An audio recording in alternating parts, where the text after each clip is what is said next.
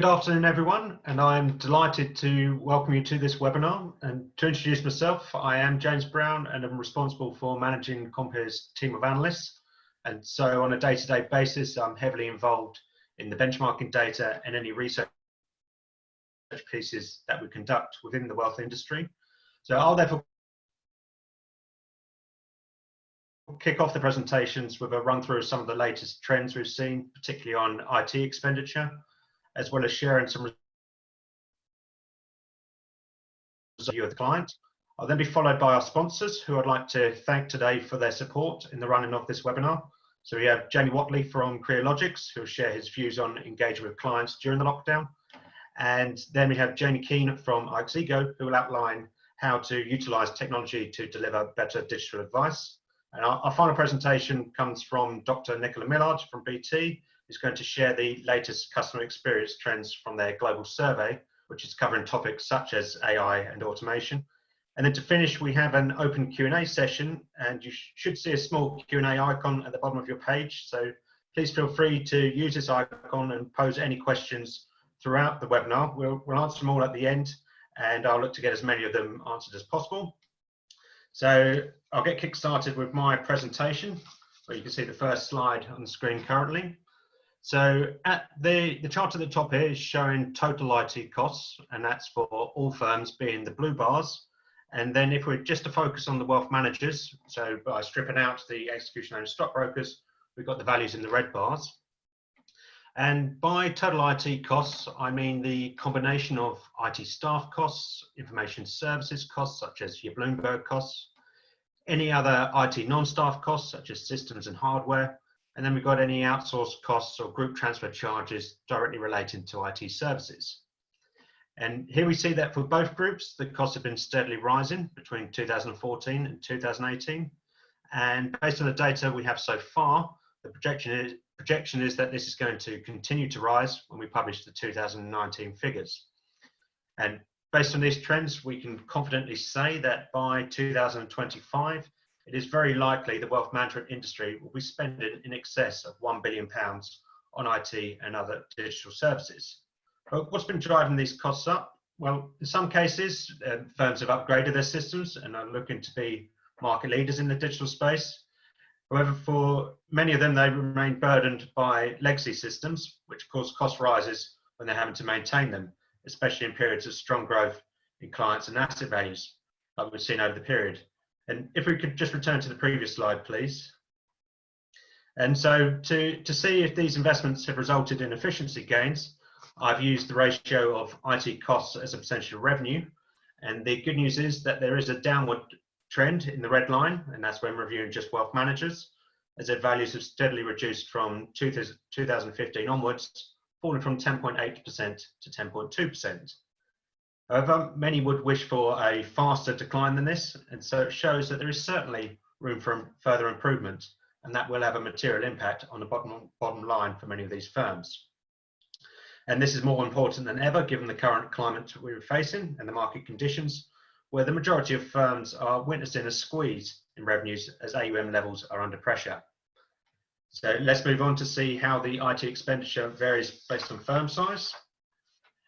And the natural instinct may be to think that as a result of economies of scale, the larger the firm, the more efficient the setup. And so the IT costs on a per £1 million of assets, or as a percentage of revenue, or even as a per staff member basis, will naturally be lower. However, as you can see from this table, the result is actually the reversal of this. And in fact, as the firm size increases, the average value for each of these ratios also tends to increase. But on reflection, I do not believe this to be a lack of efficiency from the larger players, albeit most likely to be hampered by legacy systems, but more so a strategic choice. And the larger firms have the greater budgets and resources to be the drivers for the industry in terms of innovation. And so they tend to make the first steps in terms of investing in the latest technologies. And also through their scale, they tend to be the key target market for the suppliers, and so gain first access to the new systems. Whereas smaller firms may be subject to a bit of a time lag and need to wait until these systems can be offered to them in a more cost-effective manner when the supplier has a sufficient number of firm clients in the industry. So now I'll take a look at seeing if there is an optimum level to spend on IT and if that would change any key ratios, and with particular focus on the front office productivity.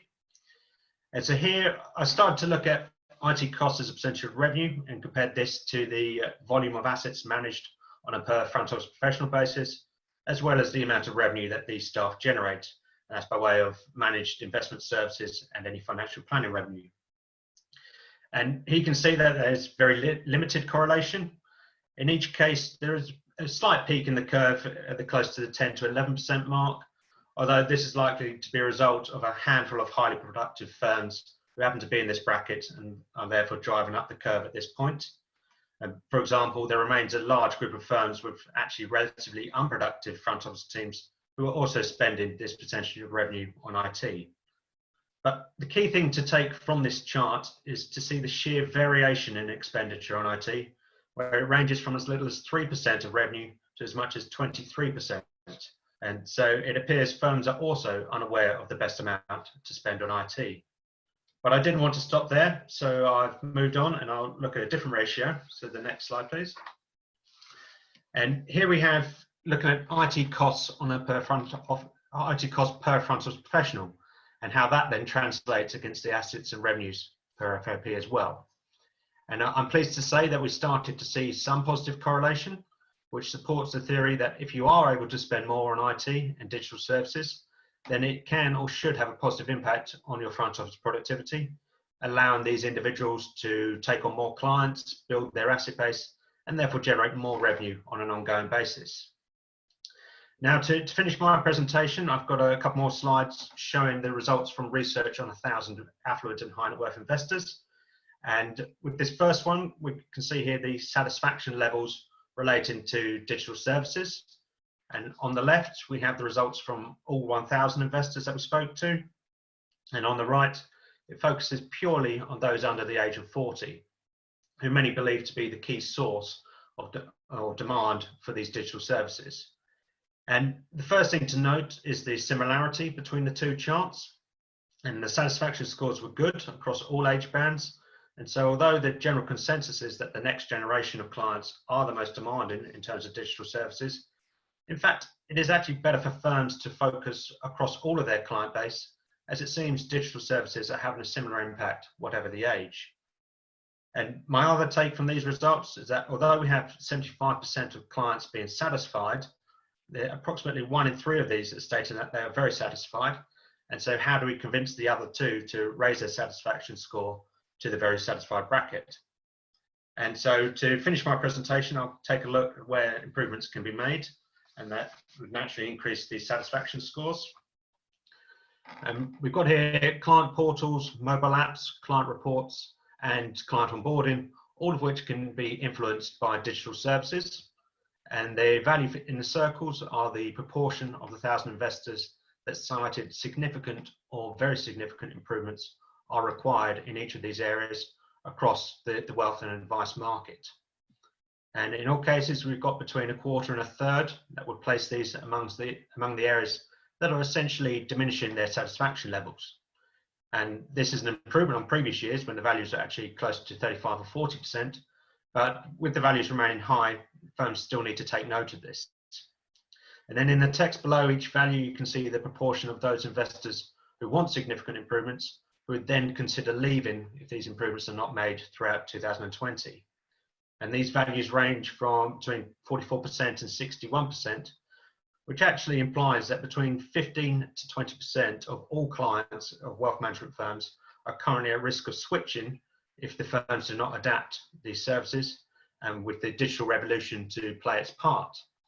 And I'm sure no firm would like to see outflows figures of even close to this, especially given the pressure the industry is currently under. Well, thank you very much for listening to my presentation, and I am now delighted to hand over to Jamie Whatley from Crealogix with his presentation entitled RM and Client in Lockdown, Engaging Wealth Clients Digitally. Thank you very much, James. So my name is Jamie Whatley and I'm Sales Director for Crealogix UK. And Crealogix is a supplier of digital engagement platforms to the wealth and broking sector. In the UK, we deliver these services using our product Invest, which is used by a range of different organisations across the wealth sector to engage, communicate and report to clients and financial intermediaries.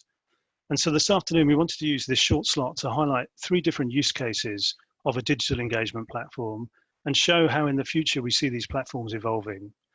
I think I'll actually pick up on some of the themes that James has just been highlighting to us, that clients are looking for more from their current providers of wealth, and organizations, we now must accelerate digital roadmaps to deliver services to clients and also to internal users. So we've actually worked with an internal UX and innovation team to imagine how some of our existing practices could be utilized to offer wealth managers tools that could add real value.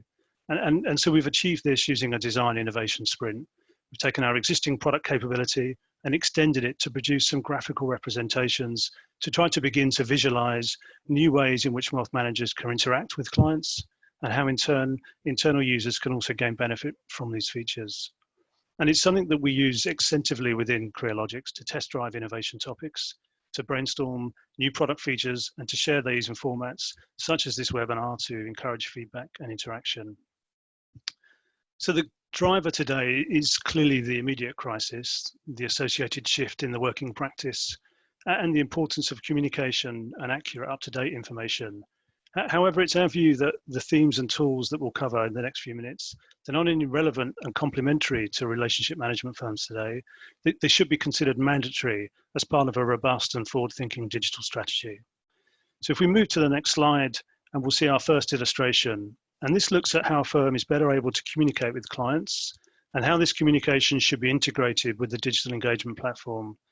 The current crisis has clearly changed the way in which organizations are able to communicate. The printed communications, public notices, inserts and booklets in client reports and newsletters are simply too slow, too difficult, too costly to implement, and they do not enable firms to react in a current fast-moving situation. So in the example on this slide, we show what we call the communication command center, and it could be used by the head of marketing, the CEO, the head of front office, or even in fact a relationship manager to communicate directly with their client group. We've actually based this on our multi-question, multi-answer workflow engine, and it enables the organization to deliver direct and relevant messaging without the need for things like IT changes, support tickets, change request forms, etc. The tone and the voice is controlled by the firm, and the appropriate workflow in place to ensure that approval can be granted prior to the distribution of data. And so as we move forward into the next slide, we see the messaging is very simple. So our advisors are still here, and I can determine the audience. So in this example, all clients, but it could also be a subsegment of clients. And as we move on into the next, we can select a response option, such as a phone call or a video call, but alternatives clearly could be supported, such as maybe a co-browsing session. And then in the final highlight, we can select the delivery mechanism, such as a secure message, some kind of notification, pop-up or modal, or email option. So, and as we continue, we'll turn now to the client view. So this is the receipt of the message that we've just initiated via the command center. The example on the right, a simple pop-up or call to action, but the example on the left shows a secure message being received by the client, contains those 3 reply options that enable the client to select the most that's appropriate to them and the most convenient option. And then if we move to the next slide, we show the professional user dashboard. So this is the professional screen from within our Invest application. And this provides the relationship manager with a summary of clients, supports things like simple filtering, searching of the data, and really is the springboard to enable the advisor to easily view a client holdings, view the accounts. You might call this the classic kind of view on behalf of facility.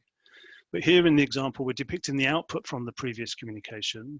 And so if we move forward to the next slide, we'll start to drill down and look at the detail. So here we see the status of, for example, any existing workflow journeys. So in this example, we have an onboarding fact-find journey. But also if we move to the next slide, we see also the ability for the advisor to trigger some kind of new workflow and or potentially schedule a meeting, video call, maybe even a co-browsing session with a client. And then in the final slide, you see we have a summary of the open activities for that particular client. So in this example, we've selected support tickets and also messages that have been received. And the important point to note here is that the data across the organization is unified and presented to the individuals that need direct access to it. Clearly in the mock-up, we bypassed a whole range of integration work and interfaces with different systems. But our view remains that ensuring the right people within the organization get access to the right data should be a priority for organizations that clearly place such an emphasis on personal relationships. In this example here, a client experiencing an issue with, say, login credentials may well have spoken directly with the firm's IT help desk, but will that RM be aware of that discussion, and would they have access to that same information in real time? And in this example, that data is surfaced and it's made available directly to the client's RM. So as we move forward, the final view that we have shows what we're calling here the CEO dashboard. This represents the 50,000-foot view across the selected user base, shows the aggregated dashboard, giving access to real-time data and also obviously relevant data. And in practice today, this data lives in a variety of different sources and systems, from audit databases, from log files, analytics systems, and IT ticketing systems. And so if we look in a little more detail, in the first drill down, we're showing, sorry, if you move to the next slide, please. So the first drill down, it shows the count of clients and the registered users on the platform. You can see here we're showing the number of clients and also those that have directly registered and have access to the platform. But in the center of the donut chart, we're showing live statistics of the active sessions and also the devices being used, effectively the split between mobile and desktop device. And our next slide depicts the view of onboarding journeys that have been triggered within the platform, designed to show at a high level a comparison between the current month and the previous month, but clearly other analytics could also be used. And the final highlight shows the summary of activity. And note here in our example, face-to-face meetings you'll see on the left of that pop-up have dropped to 0, but they've now been replaced with video calls and with other digital touch points. So I think to conclude, as I said at the outset, the mock-ups, the graphics that we've looked at here and that we've pulled together, they're the result of an internal Crealogix design sprint. They aim to show the art of the possible and to make it easier for clients to interact and empower business users with access to the most relevant and valuable data. So I'm going to hand the stage, I think, back to James now. Thank you very much for your time. I'll certainly be taking part at the end of the session for questions. So as you've been told, just post them in the chat at the bottom of the screen. Thank you. Thank you very much, Jamie. And we'll move on to our next speaker, which is Jamie Keane from aixigo, and with his title, Utilising Technology to Deliver Better Digital Advice. Over to you, Jamie. Thanks very much, James. Just to check, can you see my screen? Thumbs up. Fantastic. Okay. Hi, everybody. Great to talk to you today. I will start by giving you a brief introduction to aixigo, where I'm the UK and Ireland country manager. We provide digital wealth management solutions to financial institutions across UK and Europe, and been doing so for over 20 years now. You can see some of our clients across various business models here.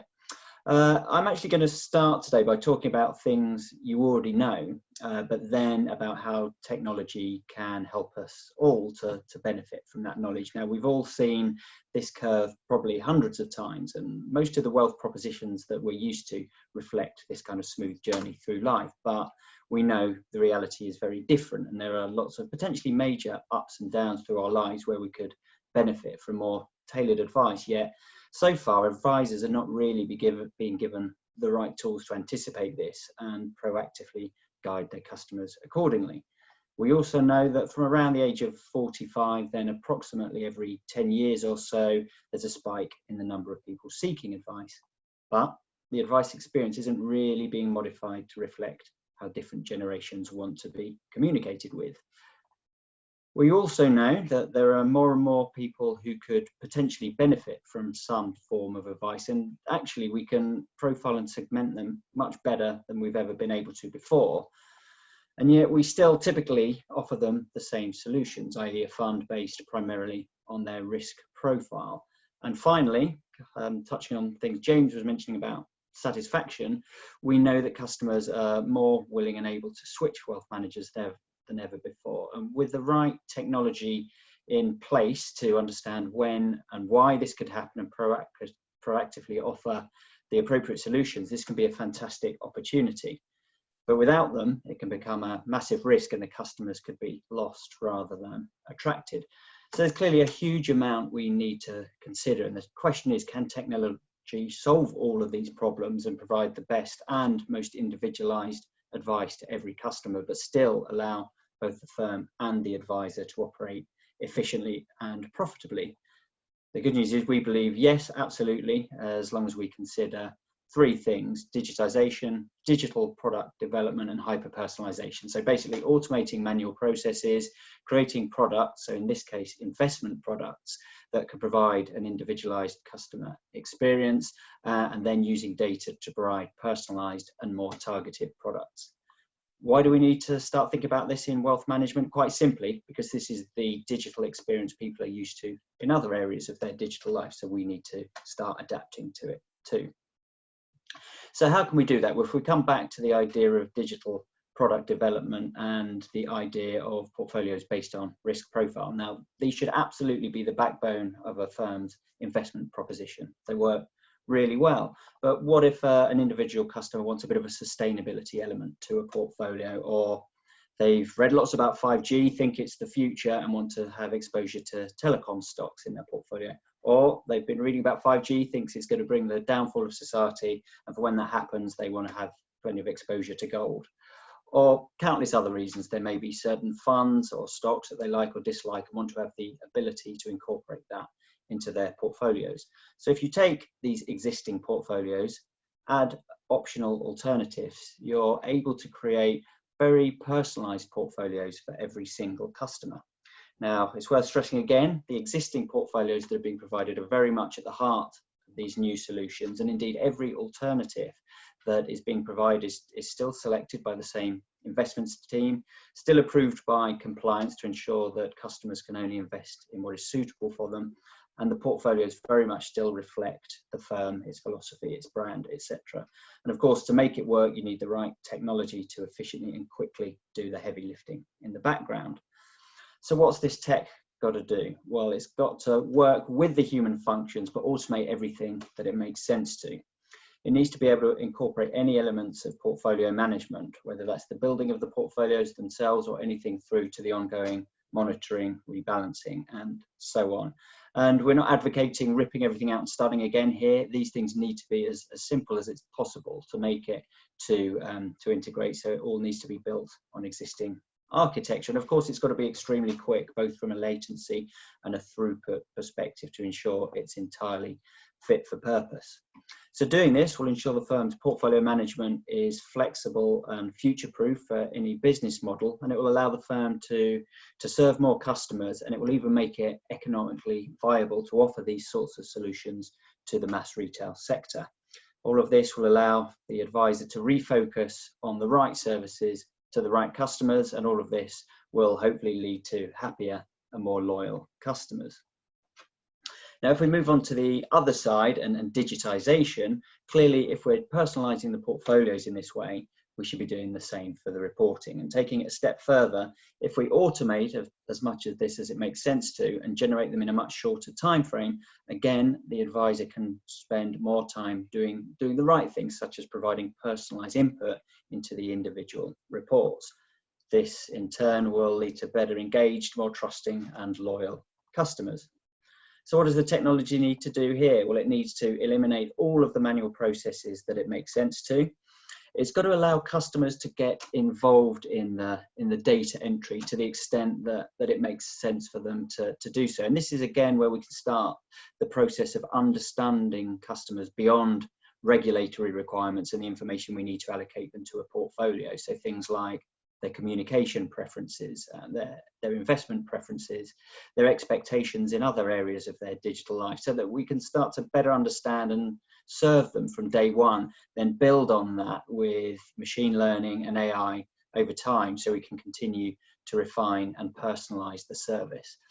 Doing it this way and getting the customer involved will also lead to more efficient evaluation of the data, reduce errors, and then it means that the first advice meeting could be much more about solutions than simply data entry. It's got to be able to use all of the available data to be able to report in real or near real time, not only to the customer, but also to allow the advisor and the firm to analyze across all portfolios or all customers very quickly. And it's got to allow for all teams who are involved in the reporting to do so very efficiently. So whether it's the advisors who are personalizing the reports, compliance who are checking them, or even the investment team who might be adding commentary, they also need to do this in a very efficient manner. And of course, this all needs to be done in an omni-channel format, whether it's PDF, customer portal, or even mobile or voice recognition services like Alexa. Doing all this will reduce errors, time and cost. More efficient processes will mean the advisor can spend more time on each customer and they can efficiently serve more customers. And doing all of this will surely lead to happier advisors and customers. So a quick conclusion, there is a huge amount that we know about customers today, and there's the top technology there that can allow us to start to use this information much more efficiently, as long as we consider the 3 points: digitization, digital product development, and hyper personalization. Customers are starting to expect this kind of individualized service in wealth management now. So personalizing the portfolios and the reporting are good ways of achieving this. Again, we're not suggesting here completely replacing human involvement. This is all designed to replace that. And you'll all be amazed to know that I'll finish by saying aixigo can provide solutions to address any and all of these challenges, and we'd be delighted to talk to you all about them. But for now, that's me. Thank you very much. And I'm now handing back over to James. Well, thank you very much, Jamie. And just a reminder to anyone, if you do have any questions, please do use the Q&A link at the bottom of the page. And thank you to those that posed questions so far. But now for our final presentation, I am delighted to introduce our keynote speaker, Dr. Nicola Millard from BT, with her presentation on the autonomous customer, harnessing global consumer understanding for digital and channel success. Over to you, Nicola. Thank you, James. So hello, I am the speaker that is not a James or a Jamie. So that's one thing that that maybe is slightly strange about me. There are many things that are strange about me, but so I'm also outside the industry. So my role is that I'm actually part of BT's innovation team. I know a lot of people probably don't know that BT does innovation because we're not brilliant at talking about it. And part of my role is to raise people's awareness that we do it in the first place. I'm actually part of BT Enterprise. So I serve customers largely in the public sector, and also small to medium-sized and larger corporates within the UK. So my role really, I always call it speed dating. So we have an incredible research capability in BT that we don't talk about. I'm actually based in Ipswich at the moment. It's slightly rainy, sadly, in not sunny Suffolk, but normally I am based out in a lovely place called Adastral Park, which is about 7 miles away from me, which is our main research and innovation centre. And there's lots of people doing weird and wonderful things there. We also have, like most organisations, an innovation ecosystem that really spans the globe and ranges from universities to startups to, actually we work a lot with corporates as well to innovate. So my role is, well, I'm a researcher. I did used to be BT's futurologist, by the way, but I got really tired of the crystal ball jokes, and looking at tea leaves is not my job. I am an academic, I'm a researcher. So my role firstly is to research stuff, and this presentation contains data, I will warn you. So that's one thing. The other thing is usually in BT's innovation team, nearly everybody is a technologist. Now I am half a technologist, to be fair, but the rest of me is a psychologist. So a lot of what I do is to look at the most disruptive part of innovation, which isn't the technology. oddly enough, it's us. So what I'm going to do today is to run you through some of the research that we've recently done in BT. It's called the Autonomous Customer. And if we could nudge on one slide, I'll show you a bit of history of this research, because it is a particularly fascinating piece. We've been doing, it's actually our 10th anniversary of doing it. So that's great from someone who is a bit of a data geek. I've got 10 years worth of data on how customers are behaving around the world, which firstly makes it pretty unique. We were not that ambitious when we started. We just did 2 countries. We did the US and the UK, and we asked lots of questions of those customers. There's 500 customers per country around customer experience and what they wanted from organizations. And when I say organizations, I mean anyone. I'm not talking about telecoms companies, absolutely financial services, insurance, retail, whatever. This is a general attitude towards what they are looking for in customer experience. And you'll see we typically do this research every other year. We are getting more and more ambitious year on year. So actually the data you're seeing today is across 12 countries in the world. You know, that gives us a fascinating snapshot. Again, it's 500 customers per country. And we ask similar questions across all of the years. We add new ones in as we go along. So what I'm going to talk about today are the key trends that came out of this research. Now, if we could nudge on one, what we're going to see is the overall trend. And to be honest, a lot of these are not rocket science. They're kind of things we know. The first thing is that customer experience matters. And I think that's been said across a number of the presentations today. Customers are not reducing their aims around customer experience at all. It's quite interesting. Obviously, we did this research pre-COVID, and what's actually happening now is kind of magnifying some of these stats that we're seeing, in that I don't think our expectations on customer experience have gone down one iota, despite the fact we know we are in the middle of a massive global crisis, and we are still very willing to shift and you know, just we're not loyal anymore. If there's a bad experience, we will shift. So that's the first thing. Customer experience is still really high priority amongst customers. Easy experiences are also high priority, and I think particularly in areas like financial services, where maybe it's not the easiest thing to understand in the first place. So, you know, customers are looking for simplicity in their experiences. So how do we deliver both easy and excellent experiences? Now, that's the good news, I guess. The bad news is, so a lot of those experiences are shifting now into the digital space. And I think one of the startling things that came out of this research was that although those expectations were high and the hype's high, particularly on some of these digital services, the actual experience of these services in the digital space are not good. So 21% of people globally rated the digital experience of large multinationals as excellent. Not that many. And actually, if you look at the UK data, I've unpicked it, it's only 12% in the UK. So I think people, again, are having very high expectations of experience, but actually the delivery of those experiences, particularly on digital channels, is not necessarily actually what they're expecting. And that's driving a number of the trends I'm about to talk about. And as I said, I don't think this whole pandemic crisis has changed a lot of this stuff. A lot of us are shifting. If the digital experience in a supermarket is bad, we'll shift to something else. We'll try new things. So, you know, I think there's some real kind of, as I said, a lot of this is magnifying the trends. If we shift on one, there's a lot of discussion about this word omni-channel. I hate the word omni-channel, by the way, and this is a graph, and I apologize. And actually the key on this graph I meant to solve, a bit of it has actually fallen off, but this is UK data. And the fascinating thing about this graph, because I get unreasonably excited about this graph, is it's comparing all of the 5 iterations of the data across the UK in terms of how customers' channel preferences have been changing. And to be honest, what we've seen over the years was a gradual decline on a lot of the traditional channels, and then not necessarily a rapid rise in some of the newer ones. So I think what we were starting to see was a pattern, that the older channels were maybe dropping off, but the newer channels weren't necessarily replacing them. So what we were actually seeing was, rather than a rip and replace, so email being replaced by chat, we were using both email and chat.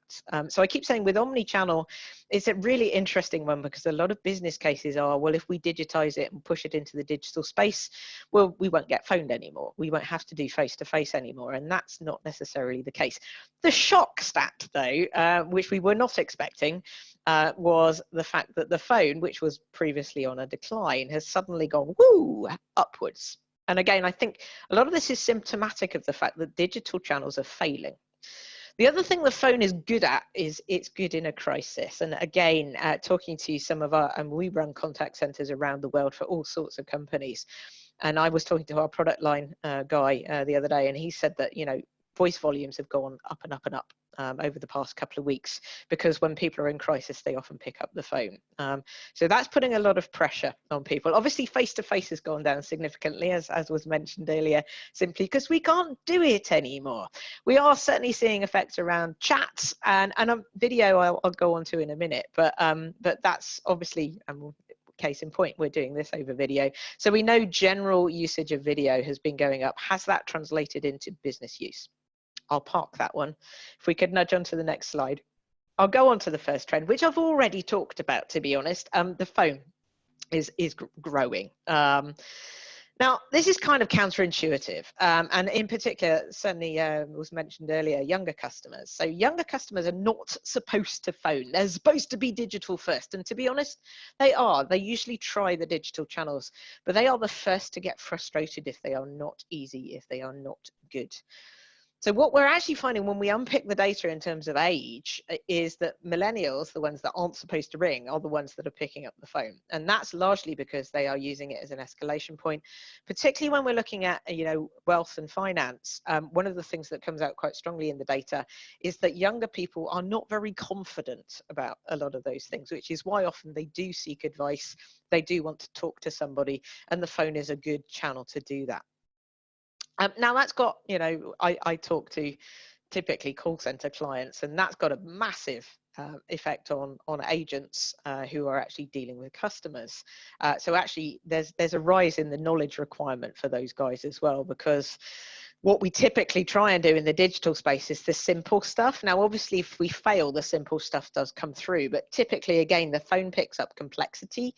We are finding, certainly with some of my banking clients at the moment, calls are going down. So the volumes are going down, not by much, but they are going down, but talk times are going up. So typically that usually indicates that calls are getting more complex. So yeah, the phone, don't forget it. It's actually quite a valuable channel.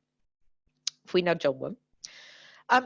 Messaging is growing as well. Not to the, I mean, to be honest, we saw a massive growth in the previous iteration. So the 2 years ago, messaging was the big winner. So basically we saw a huge growth spurt in messaging. So that's not going to go away either. We haven't seen a huge growth spurt again this year. It's plateaued and gone down in certain countries as well. I think one of the problems we have with messaging is that there's too much of it, and there are so many channels. And as I said before, it's not a rip and replace. So I'm not going to maybe substitute email with WhatsApp. I'm probably going to use email and WhatsApp. And obviously that makes life way more complex because we're handling more channels. And to be perfectly honest, it's a strategic decision as to how many channels you open up for customers. Where are your customers? What are the channels they want to use? What are the channels that you can use effectively? Because opening it up generally is not necessarily a good idea. It makes life more complicated for you and the customer. But inevitably, when we start talking about things like messaging and chat, if we could nudge on one, we end up, well, I end up anyway, because I'm in an innovation team, spending most of my life talking about chat bots, because chat and chat bots go together.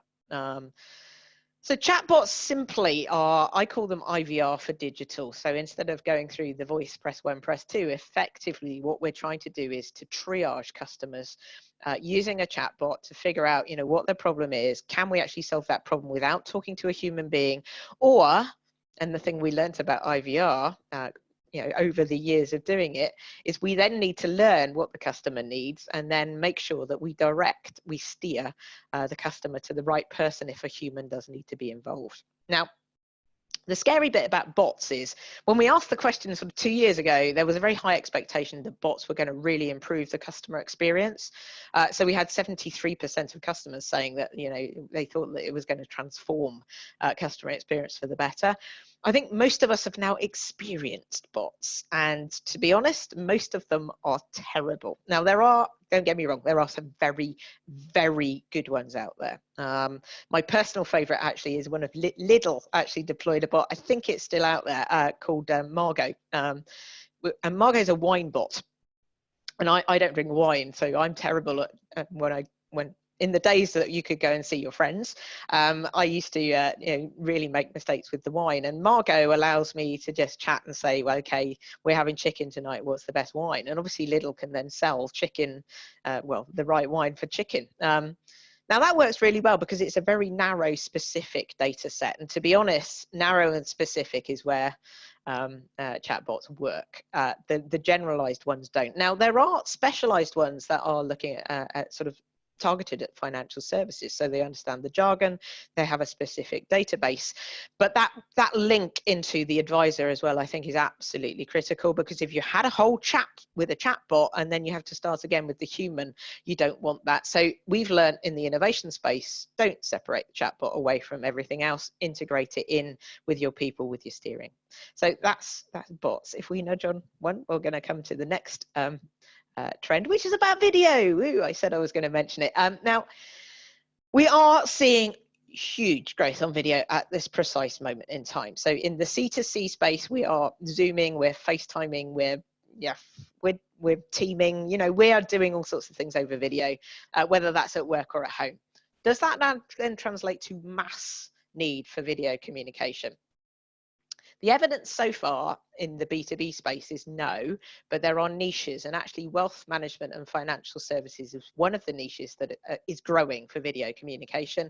The other one's healthcare, for obvious reasons, and we've had some pushback from healthcare providers around using video in the past. We're not getting that pushback anymore. So it's got a niche, but it does, if you've got an expert, if it would be preferable to do it face-to-face, but you can't, video actually is a good alternative. Is it going to eat the world? Probably not, because actually audio can be just as effective. So video, we got kind of wrong. We thought that was going to be a big growth area. If we nudge on one, the other one we kind of got right and wrong was around social media.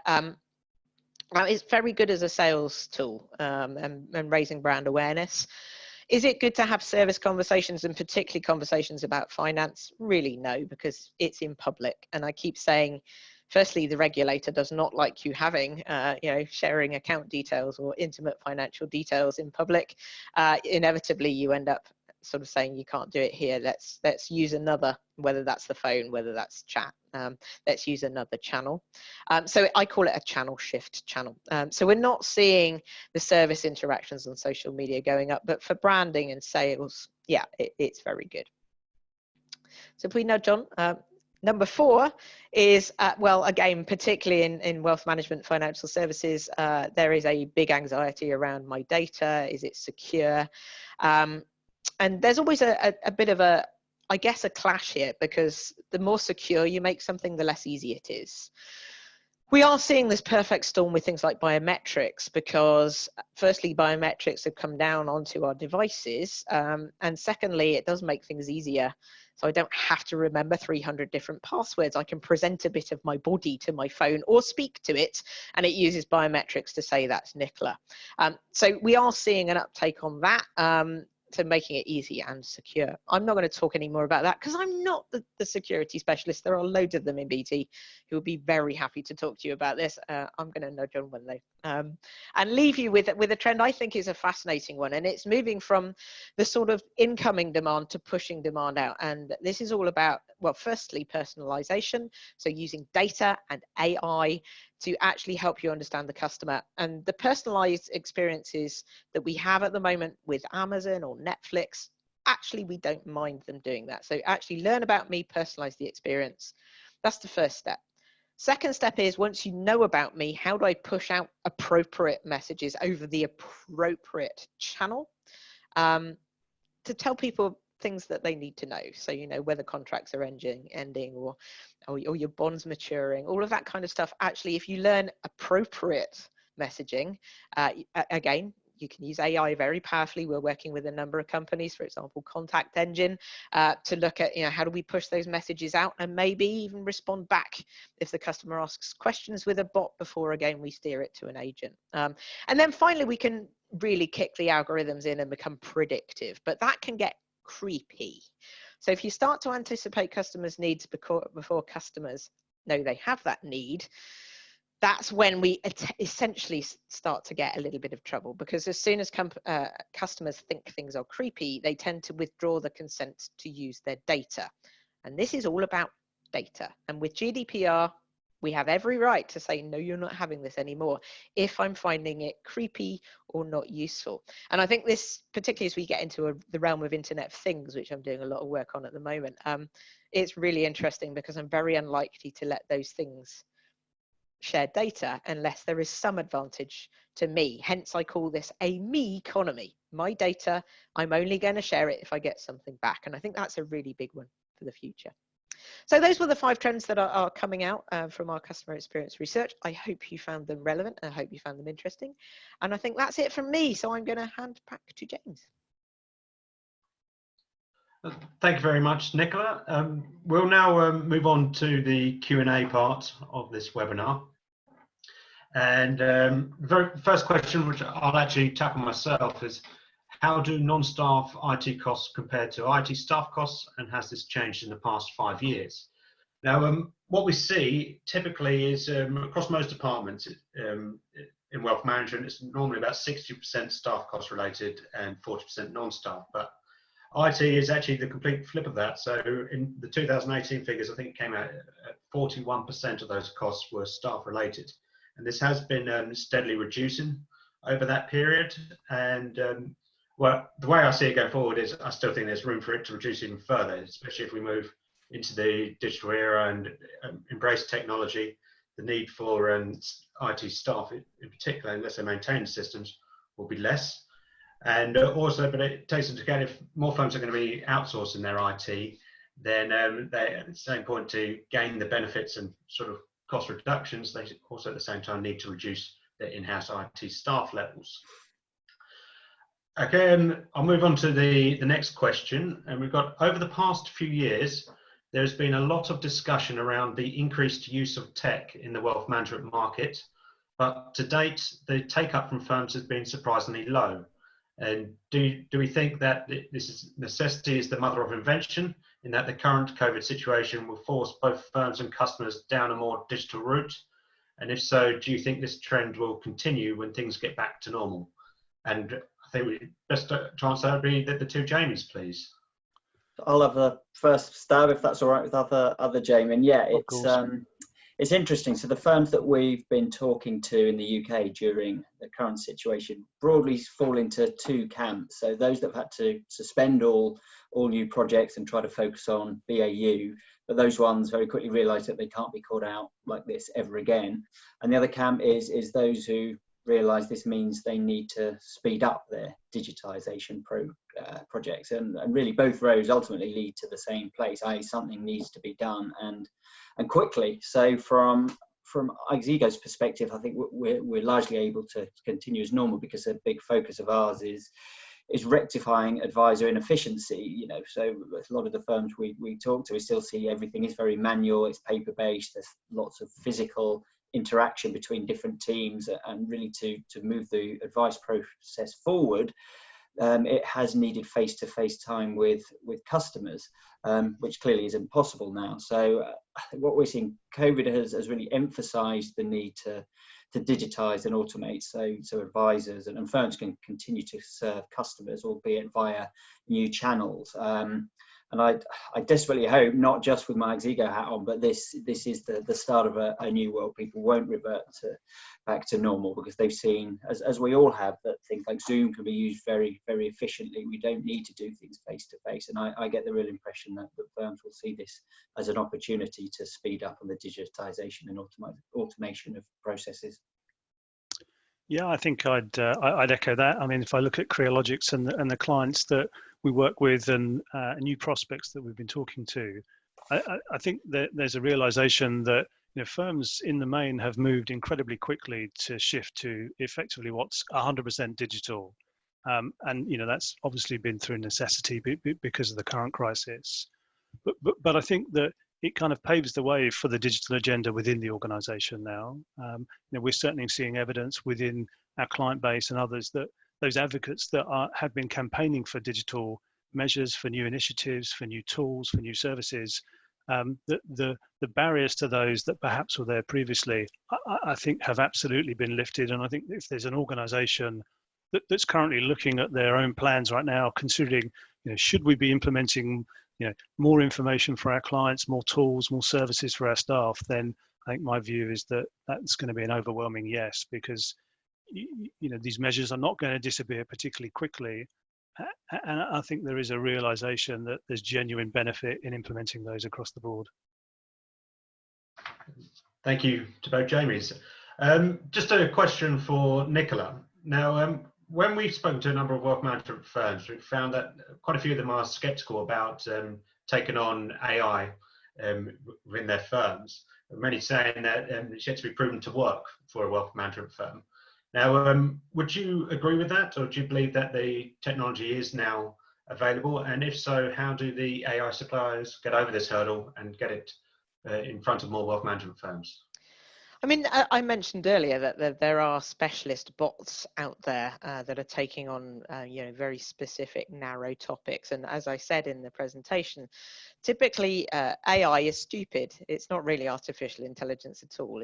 I like to call it augmented intelligence. So what it's actually doing is marrying the beauty of technology with the brains of us. So I think a lot of the application, certainly in terms of chatbots, you want a very specialist bot.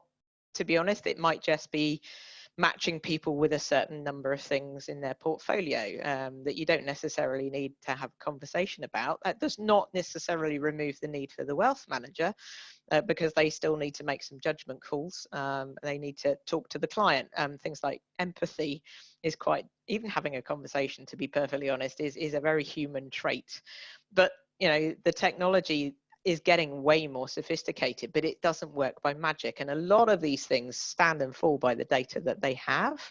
And one of the problems, certainly with enterprise data, is it's often quite messy and it's often on multiple databases. And then you get into a real complex situation where you haven't really got the data in the right place, or it's not in the right format. And actually a lot of the steps before you get to the AI bit is you need to sort your data out, and that's not sexy. And a lot of people kind of push back and go, oh God, we don't want to really do that, but you're going to have to if you want to consider AI.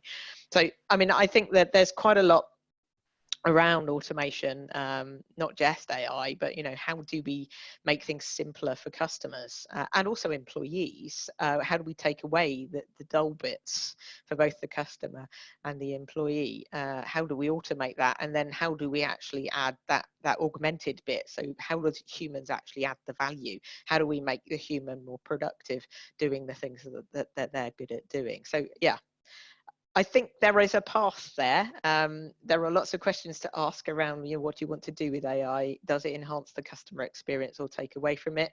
And how does it actually help my employee to do their job? All of those are very valid questions to ask before you even consider how to automate or put AI in. Thank you, Nicola. I've got another question, which is the rush to digitalisation in danger of increasing dissatisfaction with services? So, who would like to take that one? Yeah, I'm happy to respond. I mean, I think in the main, going digital doesn't necessarily mean not still making the right choice or the smart choice. I think the danger in the rush is that you actually implement things that are short-termist, that don't really deliver any meaningful value. I think if I look at, say, the wealth industry, and you think about something like onboarding, then one option is the kind of I'll start emailing PDF forms with some kind of digital signature, but that's not thinking about the best customer experience. It's not thinking about providing the right kind of tools that enable clients to, I think to the earlier point, trying to make technology easy, trying to make this a pleasant user experience. So I don't think moving to a digital environment doesn't necessarily mean stopping to think. It means thinking probably even harder about the end user, about thinking about the user experience, probably also making sure you've got the right tools at your disposal, to help you achieve those. Thank you. Yeah. Jamie, Nicola, would you like to add anything? Absolutely, yeah. Well, I agree with other Jamie as well. And I think what we would say is, where if there is a rush in the process, what we advocate is that the process should begin, or thinking around the process of digitisation needs to happen quickly. But the time needs to be taken to make sure it's being done in the right way for the customer, the advisor, and the firm themselves, to make sure once it's done, it's fit for purpose and it's future proof. So the time needs to be taken there. So as I say, the rush would be maybe starting the process, but we would never advocate trying to get to a UX too quickly. It's better to map that out and get the right one, because if you don't, as we all know, we've all seen projects like this, if you don't deliver it right in the first place, you're going to be unpicking it and paying for it for years to come. Yeah, I agree with the Jamies, basically. I think it's an interesting one that actually digitization sometimes implies completely radically rethinking what you do. I always say the worst thing you can probably do is take an analog process and put it into a digital space without changing anything. So yeah, absolutely send a PDF and sign it. Well, surely there's a better way of doing that.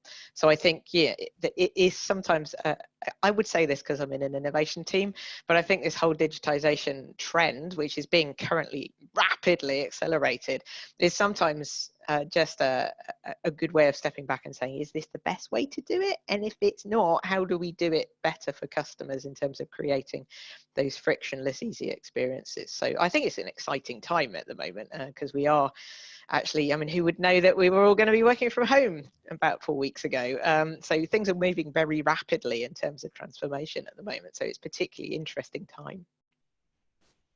Fantastic. Well, looking at it, it seems like we've answered all the questions. So what I'll do now is thank you very much for everyone who's logged in and listened today. I hope you've enjoyed all the presentations. Thank you once again to each of our speakers and to our sponsors. Very much hope that you can all join us at future webinars. And in the meantime, I wish you all good health and hope you stay safe. You'll take care and enjoy your evenings.